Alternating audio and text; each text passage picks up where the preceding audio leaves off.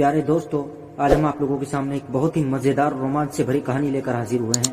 ये एक हिंदी लोक कथा है। इस कहानी का नाम है राजा के दो सींग। ये सुनकर आप अपनी हंसी रोक नहीं पाएंगे। तो चलते हैं कहानी पर।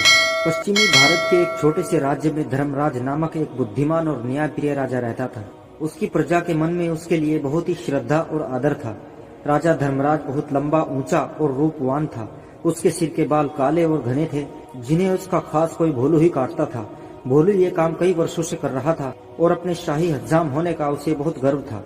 पर भोलू को एक बात का बहुत ध्यान रखना पड़ता था। जब भी वो राजा के बाल काटने जाता, उसे याद रखना पड़ता था कि वो राजा के साथ बिल्कुल अकेला हो।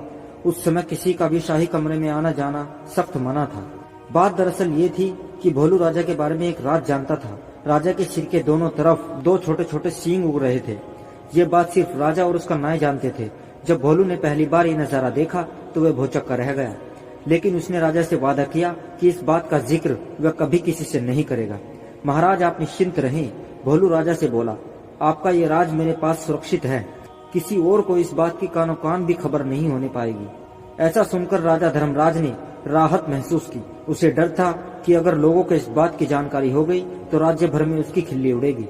हो सकता है लोग उसका आदर करना बंद कर दें या फिर नए राजा की ही मांग करने लगे। इसलिए भोलू के वादे के बावजूद राजा ने उसे सख्त हिदायत देते हुए कहा, भोलू, अगर तुमने अपना मुंह खोला तो जान लो सजा तो मिलेगी ही, देश निकाला भी मिलेगा। भोलू हज्जाम की डर के मारे घिग्गी बंध गई। उसने कानों को हाथ लगाया और अपना मुंह बंद रखने की कसम खाई। कई वर्ष बीत गए। भोलू का अपना वादा याद रहा। उसकी स्वामी भक्ति से प्रसन्न राजा यदा कदा उसे अच्छे अच्छे उपहार भी देता रहता। पर समय बीतने के साथ साथ भोलू के सब्र का बांध भी टूटने लगा। उसके पेट में वो राज अब पचता नहीं था और वो चाहता था कि कोई तो ऐसा हो जिसे वो राजा की सींगों वाली बात बता सके। लेकिन राजा की चेतावनी से चुप रहने पर मजबूर करती थी। एक दिन भोलू राजा के बाल काटकर महल से लौट रहा था और रास्ते भर उसके सींगों के बारे में सोचता रहा। भोलू का घर एक छोटे से जंगल के उस पार था। ऊंचे ऊंचे पेड़ों और लटकती बेलों के बीच में से धीरे धीरे चलता हुआ भोलू जब थक गया तो सुस्ताने के लिए एक घने पेड़ के नीचे बैठ गया। भोलू को रह रहकर सींग याद आ रहे थे। फिर यकायक वह उठकर खड़ा हो गया। वाह, जवाब नहीं मेरे दिमाग का, भोलू बोला और उस पेड़ को देखने लगा जिसके तले वो बैठा था। भाई, इस पेड़ को तो बता सकता हूँ ना, राजा के उन अजीबोगरीब सींगों के बारे में। अब ये रहस्य मेरे पेट में नहीं पचता। पेड़ तो बोल नहीं सकता और इस तरह किसी और को ये बात पता चलने का डर भी नहीं है। पेड़ के पास ये भेद हमेशा भेद रहेगा और मैं भी इस बोझ से मुक्त हो जाऊंगा। भोलू ने ऐसा निश्चय किया और जोर से बोला, हे पेड़, आज मैं तुम्हें एक भेद बताने वाला हूँ। हमारे राजा धर्मराज के सिर पर दो सींग हैं। हाँ, उसके दो सींग हैं। इतना कहकर हज्जाम बेतहाशा हंसने लगा और हंसता ही गया। वो भयंकर भेद आखिर खुल ही गया। भोलू खुश था। उसका भार जो हल्का हो गया था। उसके बाद वो आराम से घर पहुंच गया। अगले दिन एक लकड़हारा उसी जंगल में गया और उसी पेड़ के पास जाकर रुक गया। इस पेड़ की लकड़ी तो बहुत शानदार है, इसका ढोल बड़ा अच्छा बनेगा, वो सोचने लगा। फिर क्या था, कुल्हाड़ी के कुछ प्रहारों से ही पेड़ नीचे गिर गया।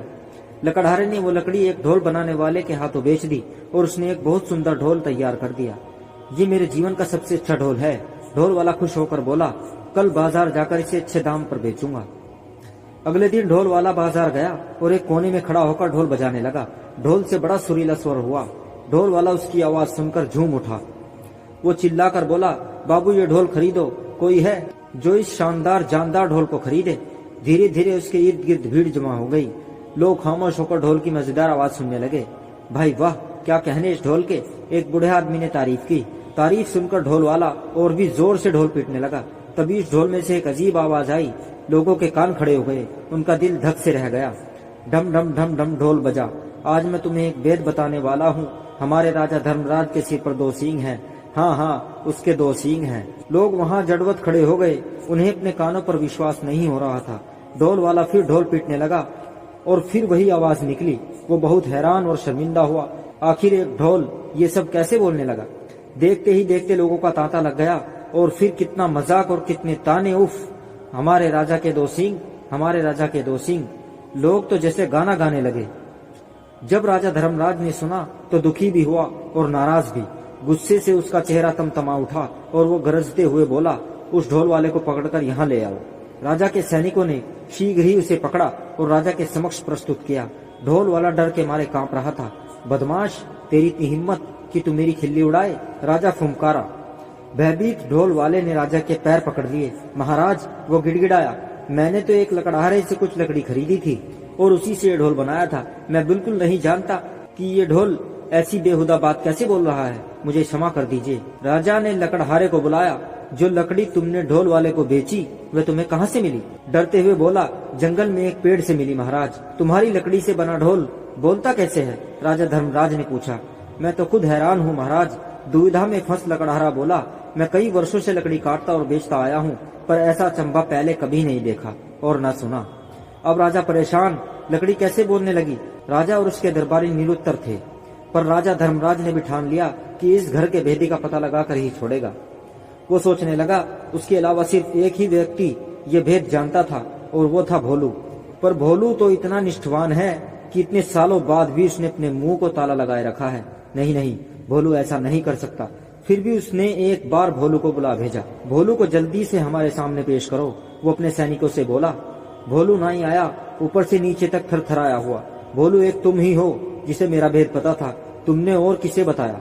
सच उगल दो वरना सजा पाओगे। महाराज, डर से भोलू हकलाने लगा। आप तो जानते ही हैं मैंने कितने वर्षों से अपना मुंह बंद रखा, पर मेरे लिए यह बात छुपानी मुश्किल हो रही थी। मैं चाहता था कि कोई हो जिसे मैं ये राज बता सकूं। बोलते बोलते भोलू रुक गया और सिर झुकाकर खड़ा रहा। बोलते रहो, फिर क्या हुआ? राजा धर्मराज रुखाई से बोला। भोलू धीरे धीरे फिर बोलने लगा। एक दिन जब मैं जंगल के रास्ते से घर लौट रहा था, मैं आराम करने एक पेड़ के नीचे बैठ गया। बस आपके बाल तब काट कर ही आ रहा था और उन सींगों के बारे में भी सोच रहा था। काश मैं उनके बारे में किसी को बता पाता। आखिर मैं भी इंसान हूँ। तभी मेरे दिमाग में एक बात आई और मैं पेड़ को ये राज बताकर हल्का हो गया। सोचा कि पेड़ को बताने से क्या नुकसान। क्या मालूम था कि इसकी लकड़ी भी बोल पड़ेगी। अब समझा, बुद्धिमान राजा ने पहेली बूझ ली। वो पेड़ जादुई था, सुन बोल सकता था, इसलिए उसकी लकड़ी से बने ढोल को जैसे ही पीटा गया वो बोलने लगा और जो कुछ तुमने मेरे सींगों के बारे में कहा वही शब्द वह दोबारा दोहराने लगा। जादुई ढोल की उलझन सुलझाने के बाद राजा ने भोलू नाई की तरफ देखा। भोलू शर्म से सिर झुकाए खड़ा था। लकड़हारा और ढोल वाला भी पाने हाथ बांधे सजा का आदेश सुनने के लिए खड़े थे। राजा धर्मराज बुद्धिमान ही नहीं, न्याय प्रिय भी था। उसने तीनों को क्षमा कर दिया क्योंकि वो जानता था कि ढोल के जादुई होने से उनका कोई दोष नहीं है। वो मुड़ा और उनसे बोला, मैं तुम सबको माफ करता हूँ, तुम तीनों लोग जा सकते हो। तीनों को अपने को क्षमादान मिलने पर विश्वास नहीं हुआ। राजा नमन करते हुए बोले, राजन, आप महान हैं। आपकी इस कृपा के लिए शत धन्यवाद। दोस्तों, कहानी आपको कैसी लगी कमेंट बॉक्स में जरूर बताएं और मेरे चैनल को जरूर सब्सक्राइब करें। शुक्रिया।